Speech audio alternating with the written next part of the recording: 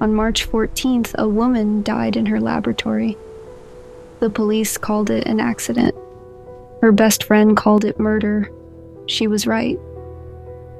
My name is Madeline Cross. I am a filmmaker, I am a researcher, and I am the best friend of Dr. Elara Quinn, the woman who discovered the cure to every disease on Earth. She died on a Tuesday, and I am going to tell you exactly who killed her.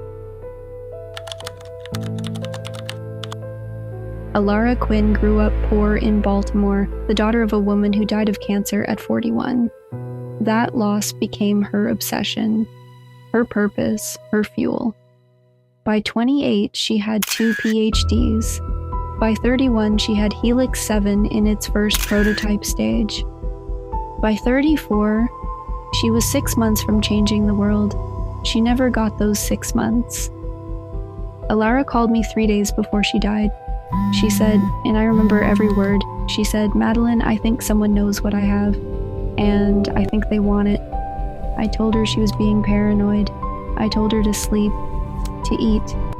That is something I will never stop thinking about. The official cause of death, accidental toxic gas exposure. A faulty valve on a pressurized chemical line. The case was closed in 11 days. 11 days. The detective assigned 7 active cases at the time, ruled it an accident before the toxicology report was even complete. But I had questions. Lots of them. Look at this. The faulty valve is on the north wall. The gas would have dispersed toward the north exit. Elara's body was found at her desk, the south side of the lab. She didn't walk toward the gas. She was already unconscious at her desk before the valve was ever opened, which means someone opened it after. Adrian Vale was the kind of man who made you feel like the most important person in the room. He was also the kind of man who had run up $4.2 million in gambling debts and told no one. Not his financial manager, not his publicist, not his wife, not until a group of men called Axis came to collect. I found the hotel receipts in a jacket he left at our house, at the house that used to be Elara's. He came back for it after the funeral, said he was collecting her things. But Elara didn't own a jacket that size. He left in a hurry. He didn't check the inside pocket. It was the same word. It was always the same word. But Adrian Vale did not arrive at murder on his own. 4 months before Elara died, a woman walked into his life. We do not know her real name. We do not know where she came from. We do not have a single verified photograph of her face. What we know is this, that she was sent deliberately, precisely, the way you send a key when you already know the shape of the lock. Adrian Vale was that lock, and she fit perfectly. I call her the ghost. Helix 7 could have been the greatest gift ever given to the human race, but in the wrong hands, weaponized, it becomes something else entirely. Axis Biodefense did not want to cure cancer. They wanted a biological weapon so precise, so undetectable, it could eliminate a specific person based on their unique genetic code. No trace, no motive, just a death that looked like illness. And Elara, only Elara, had the complete formula. The drive was missing. Elara had moved it, which told Adrian one thing. She knew someone was looking, so he changed his plan. He didn't just need the formula anymore. He needed her to tell him where the backup was. Adrian never talked about his gambling debts. Not to his manager, not to his friends, not to Elara. He told the ghost everything within 3 weeks. She was the first person who ever made him feel like his failures were not shameful, like they were just circumstances waiting to be fixed. She listened to him the way Elara never had time to, because Elara was busy changing the world and Adrian needed someone whose world revolved around him. She never asked him to do anything directly. She simply listened and asked questions. Small, innocent questions. Questions like, what would you do if you had access to something worth everything? What would you do if someone handed you a way out? Adrian thought the idea was his. It was never his. I went to see Felix Tanaka. He answered the door and tried to close it in my face. I put my foot in and tried to close it in my face. I put my foot in the door, which hurt, and I asked him one question. I said, "Did you know what Adrian was going to do, or did he tell you after?" He started crying. That was my answer. Felix gave me everything. The emails, the meeting logs. Adrian's second phone number. He said he'd been waiting for someone to ask. 12 hours later, Elara Quinn was dead. Adrian attended her funeral in the front row. He cried the entire time. He is a very good actor. The police never checked the building entry logs from the East Service entrance. I did. At 9:44 p.m., 3 minutes before the camera footage disappeared, someone entered that building using a service key card registered to a shell company. The same shell company, the same word. Meridian. Adrian Vale never set foot in that lab that night. He didn't have to. He had already made his deal. He had already handed over everything. All he had to do was wait and grieve publicly at the funeral the next morning.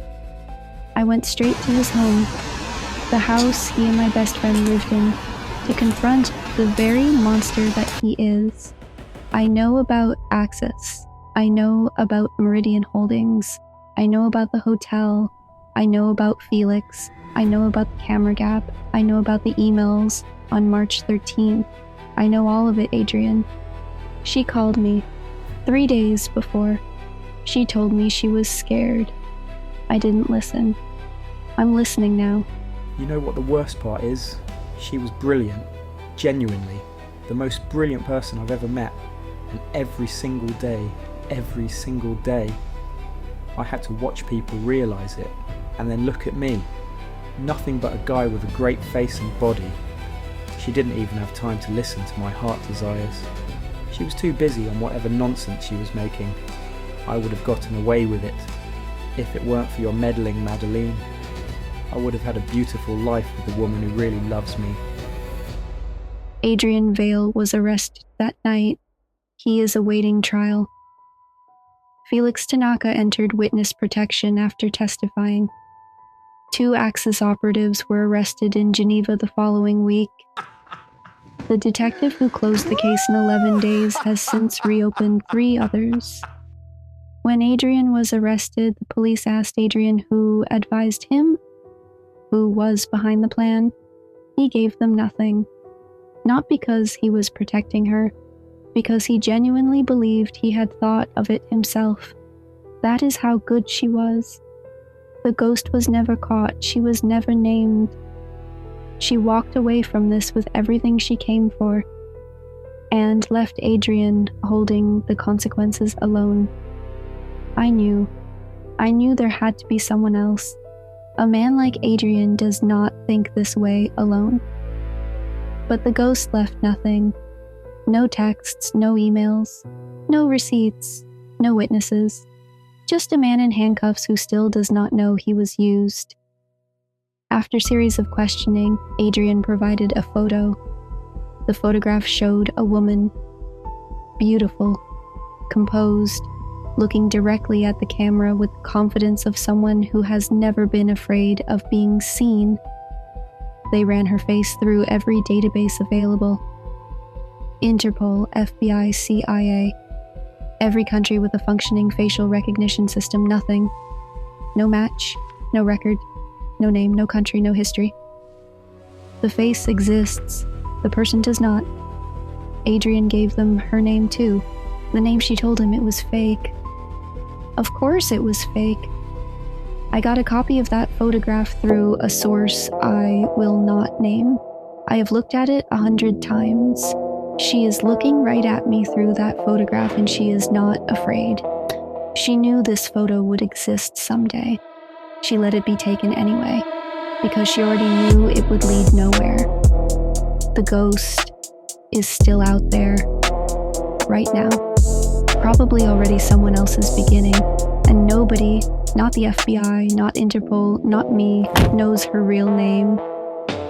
After everything was over, I sat alone in my apartment for a long time. I'd been carrying the red drive for weeks.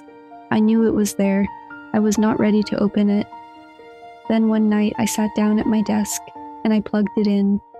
There were files, formulas, the complete Helix 7 documentation, everything Elara had ever discovered, and at the top of the file directory, one video file. The file name was 4 letters, FOR_M, for Madeline. I sat there for a long time before I clicked play. Hey, Em. If you're watching this, first of all, I knew it would be you. I knew you'd be the one who didn't let it go. I'm leaving this here because I trust you more than anyone else on Earth. The full Helix 7 data is on this drive.